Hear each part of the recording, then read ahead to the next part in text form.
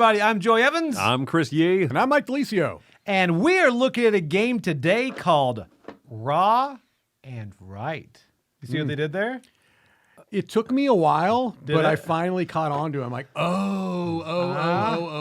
Uh-huh. God, pretty clever. I don't know how they came up with that. Yeah, Is it a pun? it is. Is it a Here it comes. limerick? It's not a limerick. Okay. I know Once some good limerick. I once knew a man from Egypt. No. Joey, continue the next line. I always get nervous when people tell limericks. Yeah. All right. All right. This is by Reiner Knight, and of course it is loosely based on Ra. I mean, has the icons Egypt. It's So in the extended Raw universe. it is. It is. So before we talk about what we thought about it, here's a quick overview about how it's played. Okay, we are set up for a game of a Raw and Right. Again, this is not going to be all the rules. It's a quick overview to see, so you can see how to actually play the game.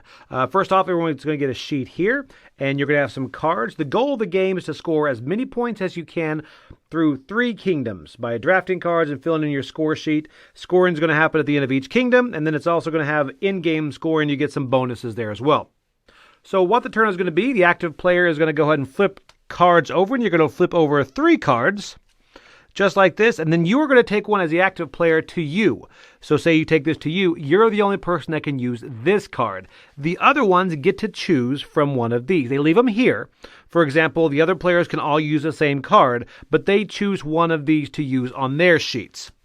Now, occasionally you will draw a Raw card, which is one of these, and you're going to put it aside until 3 Raw cards are drawn. And when 3 Raw cards are drawn, that is when you're going to end that kingdom. And when you end that kingdom, you score that kingdom immediately, and all the players score. And after the 9th Raw card, then the game ends, 3rd kingdom scores, and then you get the end of the bonuses. Now let's go into what happens to all these tracks. First off, if you use this is a God track. This God track is at the top here. You can write this card number onto any of these sections you want to, and you can fill these spaces out in any order. If you drop a bonus on here, there can be different bonuses. They kind of a cascade thing that a lot of roll and writes have. Occasionally, a bonus will allow you to write something up here, and if you do, you write into 20 because you want this number at the end of each round to be as high as possible, because at the end of scoring, at the end of the round, then you're going to get 5 points for having the most, and you can also lose points for having the least in that. All right, so that's the God track. Those go in there. I'm actually going to go ahead and set this filled sheet up here at the top so you can kind of see this as well. So when you look, you can kind of compare and see all of this. Again, I just grabbed it out of the box. Don't know how accurate it is. But anyway, so the next is going to be the Pharaoh track. Pharaoh track looks like this, and this one does not have a number. You're just going to mark this off right here. You're going to cross it off. And the goal here on these Pharaoh tracks is you're going to fill up the spaces and try to go as far as possible. Then again, you're going to see when you fill out this third one, you're going to get a bonus that you're going to go and be able to mark this track. There's also a bonus up here as well that if you fill in all 3 of these, then you're going to do a bonus mark down here. So each one of these are going to have bonuses where if you fill up a section or get to a certain area, you're going to then be able to cascade and mark off another area as well.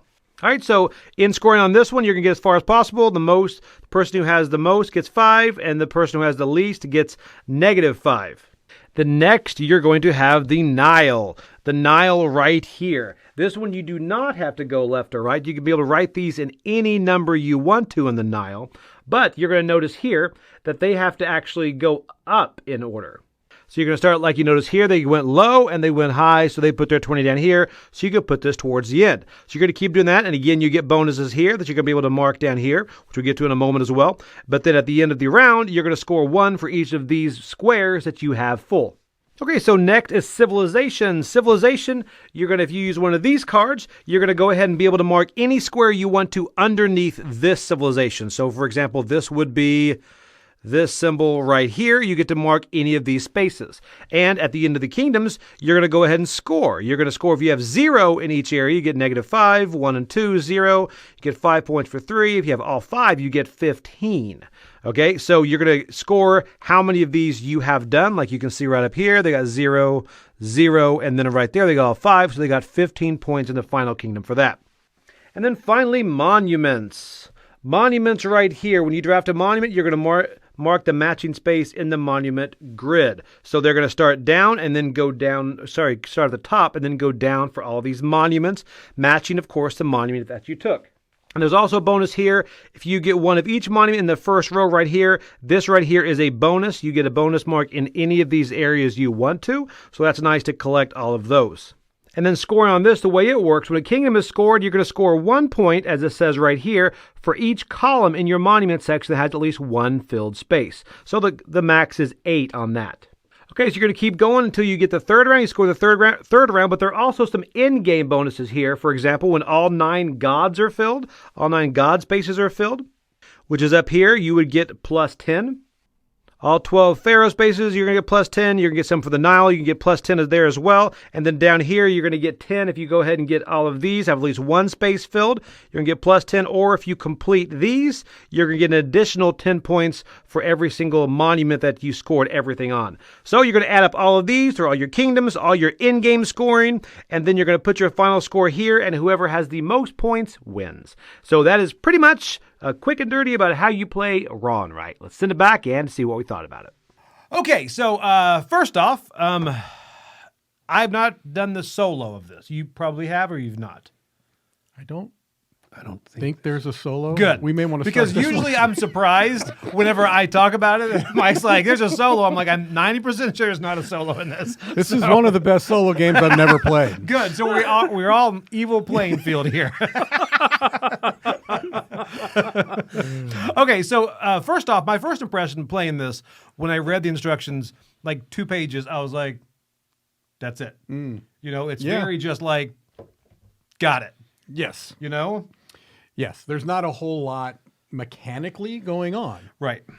What you tend to find with these style of games being roll and write or flip and write in this case, I mean, they've gotten more complex as the years have gone on, but they really kind of started as a lighter type of game. And I think this is in that wheelhouse. This feels like a lot of games, like Rolled West. You know, take Gold West, make a little smaller distillation of it. This fits in with a lot of things that have been done in other games, but particularly, I like the 3-card draw kind of aspect to it. You know, first player picks one, the other player get to pick any of the two, and I think that's a good. You know, not terribly unique. We've seen that system done before, but it works really well for what's going on in this game. I agree. I think it adds some good tension where which one are you going to take? You're going to kind of punish. I want this, and then there's some branching paths there. Yeah, because a lot of times the complaint against these style of games is that they're not terribly interactive. And I wouldn't say this is the most interactive game, right? But for this genre, there's a little bit of that there because they make it very clear in the rule book. You have to make it available what you're doing. You're supposed to be saying what you're doing so that players kind of know what you are going for, what you are kind of building up. And that is important because you definitely can deny something from somebody else, the old hate draft. Right. You know, you can definitely do that here. I don't think it's, again, the most interactive game, but for this type of game, it's got a nice bit of interactiveness. I agree. That's the thing. You have to keep in mind where everyone else is because you do kind of balance. You get the points of being above, and you don't want to lose points. That's even more frustrated than winning. And not winning. And I think that each zone kind of functions. One, if you're familiar with Raw, you have a small advantage in that you know what it's. At what point do you give up on priests? At what point are you? Oh, well, I'll have the fewest, but Let's I'm not going to take work that on out of the- context. All right. Osiris, forgive me for I have that. But you know what I mean. But if you have that base, I think that helps. But even without, I think what's nice about that. First player removes one option, the other players get. Sometimes you might say, "Well, I'm going to take that 18, card from the top track because I can't let someone else take it right now." So it's not interactive in that sense, but there is enough where you can track what everyone's doing easily, and it can affect your choices, which is the right balance I want for a game of this weight and this size and this quickness. Yeah, and one of the things I thought was interesting is, well, and a lot of people are going to ask, does it feel like Raw? No, it doesn't feel like Raw, but it does have, like you said, a little bit of enough of a connection in the sense that you're kind of scoring the same things, not always in the exact same way, but that was one of the elements of Raw that I think is compelling, and I think it's probably the best part of this game. Well, that's really what the game is about, right? Right. Other than that split, choose one and leave the other two to the other players, it's really about those different ways of scoring. And one of the things I thought was kind of interesting is the fact that, you score over the 3 epochs. Epochs? Epoch? I think technically I've heard the Kingdoms. pronounced epics. Epics, okay. kingdom. But Right? I'm never going to say it that way. Well, in actual Egyptian history, it's Old, Middle, and New Kingdom, but they Right. call it the first epic, the second epic, the third epic, I believe. Right? Okay. Yeah. I As just feel far like- as the rounds. But the fact that you can sometimes slot something in to a later epic, Right. that's kind of interesting, It right? There's is. nothing I can think of that works that same way in Raw other than maybe when you're collecting for endgame scoring. You know what I mean? yeah, but but you're right. That's It a is little different. And that I thought was like, oh, this is something unique to this game because otherwise, it has a lot of the same ideas that Raw with their scoring and things like that. It kind of removes some of those, boisterous moments. It's not going to capture that excitement that you get in Raw. It's just not.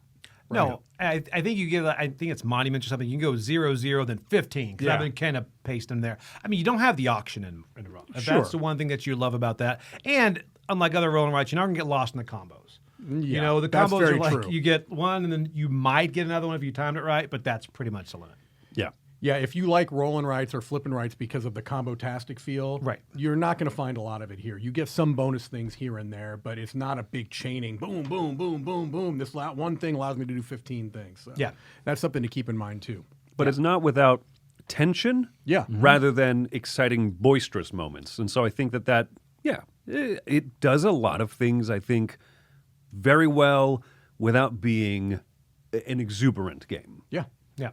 So anyway, all right. So who would just start it off? Sure, I'll go for Right. it. Everyone's kind of looking Yeah, my you, way. you, I like be, how you you be look the at first. Chris. You be the first epic. Who Yeah. would just start it off? Yeah. So I can't rate it on the solo game that doesn't exist in the box. I was just making sure. I'm usually blindsided by that. One thing I think is neat, technically, you can play this with as many players as you want to, I suppose, right? The game says up to 5 players. 100. Up to, and I think that's actually a strength because it keeps you aware of everyone else. So I appreciate, as it's just a small note, that it doesn't say up to 5,000 players, right? I like this one. I'm giving it a pretty high score. I'm giving this one an 8. I think that it does everything very well. The scoring options from Raw translate very well to this type of game. And I was wondering, okay, is this going to be just kind of like a flat line experience? No, because my favorite moment of tension is waiting for that third Raw card to come out, each epoch, or whatever you may call it. And I think it still retains that moment where you say, ooh, I'm going to take this one because I think I'll have one more flip of cards, so then I can do that. Maybe I'll do this first. And that's where I think the magic of this game is. It still works very well for me. An 8, very solid. All right. You go. I you, can go took next. you took the breath in. I'm going in. All right. So this is not Raw, obviously, but it is 30 minutes, and it's probably an extra 5 or 6 minutes to teach. That's the thing. It's pretty easy to get this to the table. And I think it's above a filler for me. I enjoy this a lot. I'm coming in an 8 as well. My wife would be higher. She loves this game. This is just, it feels good. I think it flows perfectly. I think it gives you the feel of Raw, but you do it in 30 minutes, which is pretty incredible for getting everything to the table. So anyway, I really enjoy this. I think definitely check it out. And again, totally different game. If you like the auction from Raw, that's your main pull. You may not like this, but this is a flip and right that I think it captures it. All right. Well, I didn't mention this until now, but I actually Here it is. designed a solo mode, a homebrew solo mode, and I give it a 10. No, I have not designed a solo mode. You probably could, though. So Raw is my favorite game of all time, right? Yes. It has some pretty lofty standards, but I feel like this is worthy to hold the Raw name. Right, I'm giving it a 7.5. I'm not quite as high as you guys. I think it's very good though. I mean, it's just I'm a half a point lower, but I do think that it kind of holds its own nice niche. It doesn't just exist as another thing with Raw on it. It is a solid game. It's one I'd happily play.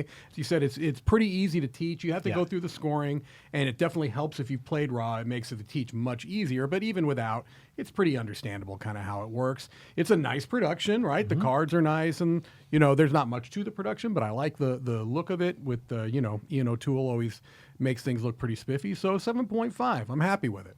Yeah, I'll say I taught it to my 10-year-old daughter, and she caught onto it. Just all the scorings and stuff immediately. That's so I great. think it is a very intuitive game. Yeah. That's good. All right, so that is it. Mike is the lowest on this Knizia Well. game. What? Yeah, take that, haters. Comments. All right, that is Raw and Right. I'm Joey Evans, I'm Chris Yee. I'm Mike Delisio. and I am from the Middle Kingdom. Also, we'd like to have a little shout out to that was some a people perfect from ending! the Middle Kingdom. Here, all the great Jakes playing games in Oklahoma. a lot of Jakes. Every single Jake. The Oklahoma Jakes. How about Brett Bolch and all the other folks at BolchCon? BolchCon. BolchCon, I've baby. done a BolchCon. And You got how, any Bolch cutters before? and how about Bill and Mary Jimenez, or Jaimez, I'm sorry, from Kansas? Kansas. A lot of people from the Heartland, The Old Kingdom Heartland. the old Kingdom No. Heartland. I'm Middle Kingdom guy. We'll see ya.